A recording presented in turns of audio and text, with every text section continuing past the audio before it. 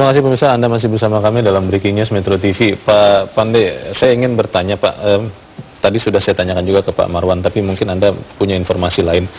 Ada dugaan dalam kasus dugaan penyuapan Kepala SKK Migas Rudi Rubiandini ini, bahwa ada upaya penyuapan yang dilakukan oleh perusahaan migas asing. Disebut-sebut namanya Kernel Oil.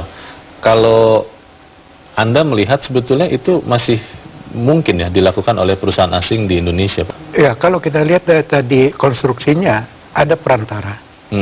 Jadi kalau perusahaan asing sebenarnya mereka takut, sangat takut untuk melakukan hal-hal seperti ini karena di negaranya itu hukumannya begitu berat. Yeah. Nah, tetapi karena ada perantara itu, jadi merupakan konsultan. Ada biaya konsultannya kan yang bisa dikatakan, yang bisa dimasukkan. Artinya ini sudah menyesuaikan diri dengan keadaan di Indonesia. Jadi mereka diajari oleh di Indonesia, kita bisa mengekspor seni itu kan keluar sekarang. Seni untuk mengelabui peraturan. Jadi saya melihat ini memang dia bisa terlepas dari tuntutan di negaranya, tetapi di Indonesia dia melakukan ini. Ya, dalam percakapan saya dengan Pak Bang Marwan tadi, Pak Pandey mengemuka ide bahwa undang-undang migas yang baru harus memprioritaskan perusahaan dalam negeri, BUMN migas, untuk mengelola kontrak-kontrak migas di dalam negeri agar tidak lagi terjadi hal-hal seperti yang kita bicarakan pada pagi ini. Menurut Anda apakah itu cukup bijaksana? Karena kalau melihat kondisi BUMN yang saat ini ada juga mungkin menurut banyak pengamat secara skill, secara integritas, transparansi, akuntabilitas juga masih belum mampu untuk mengelola dengan baik dan benar. Menurut Pak Pandey bagaimana, Pak? Bahwa kita memihak kepada perusahaan nasional ataupun BUMN itu adalah suatu hal yang positif, karena untuk kepentingan nasional. Yang menjadi persoalan buat kita selalu berbicara mengatur secara kualitatif. Nah, tidak kuantitatif. Dulu waktu pemakaian produk dalam negeri itu jelas, kalau harga beda sekian persen, maka yang mendapat adalah BUMN misalkan. Nah, ini yang tidak terlihat mungkin sekarang. Sehingga siapapun yang membuat keputusan di situ menjadi kesempatan untuk berbuat sesuatu. Dia mengatakan BUMN tidak efisien. Kita menginginkan orangnya tidak ada. Tapi kalau persentasenya kita hitung, berapa membayar gaji misalkan manajer asing bila perlu kita dipakai oleh BUMN kan? Nggak ada salahnya. Kita pakai mereka. Nah, ini yang tidak mau kita kerja lebih rinci supaya tujuan itu tercapai. Ada sedikit mungkin yang bisa kita lanjutkan dari usul supaya itu dikelola oleh BUMN. Bahwa pertama ini sistem, ini konstitusional.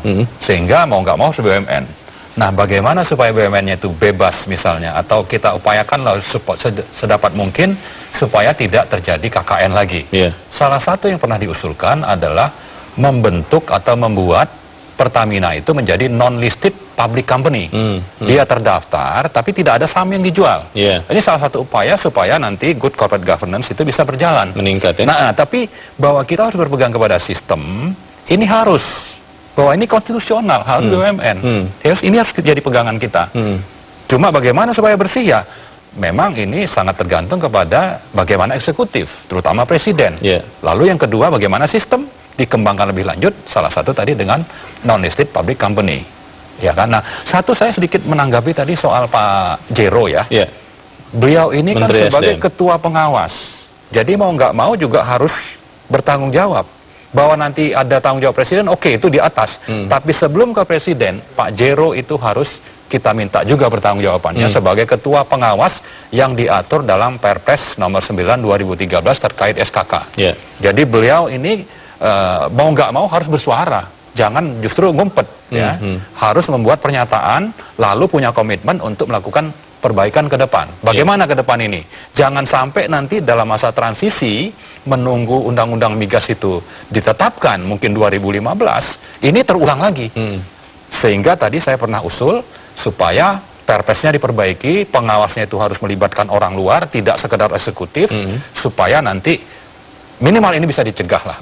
Itu usulan yang juga harus dipertimbangkan. Kalau Pak Pandey, Anda melihat apakah memang dugaan korupsi yang diduga diterima oleh Kepala SKK Migas ini merupakan juga konfirmasi bahwa panjangnya birokrasi, mungkin dalam hal ini adalah dalam industri migas, menjadi pintu masuk bagi celah-celah KKN, korupsi, kolusi, dan nepotisme, sehingga kemudian birokrasi ini harus diperpendek, dipersingkat, dan mungkin kalau konkretnya menurut Bang Marwan tadi, Pak Pande, SKK Migas dibubarkan saja. Bagaimana, Pak? Kalau saya melihat mengatakan panjang atau pendek itu tergantung kepada bagaimana arus sebenarnya daripada katakanlah perizinan, arus kontrol, dan arus informasi di dalam. Jadi yang penting di sini apakah tanggung jawab itu dijalankan secara baik, apakah haknya dia tidak disalahgunakan. Ini yang paling penting saya pikir. Jadi kita tidak langsung bisa mengatakan birokrasi itu buruk atau terlalu panjang, tetapi apakah unit-unit dalam birokrasi itu menjalankan fungsinya dengan baik, dan apakah ada yang disebut dengan built-in control. Sebenarnya ini yang kadang-kadang lemah, transparan tapi tidak ada built-in control, dan itu kita lihat semua lepas tanggung jawab. Kalau saya lebih ekstrim, sekarang saya pikir Pak Jero harus tender resignation. Saya gagal untuk sebagai ketua pengawas. Pak Jero wajib mundur. Iya, bahwa presiden menerima itu tergantung kebutuhan oleh presiden. Ini baru yang namanya seorang abdi negara, kesatria. Abdi negara. Jadi dia mengabdi, saya mengatakan gagal, Pak. Ide itu nanti akan dibahas lebih lanjut lagi, tapi saya untuk saat ini berterima kasih ke Pak Marwan Batubara untuk kehadirannya di sini, dan nanti breaking news masih akan berlanjut, namun dengan rekan saya Ralph Tampu Bolon, dan untuk saat ini saya Leonard Samusir undur diri. Tetap bersama kami pemirsa, breaking news Metro TV akan kami lanjutkan sesaat lagi.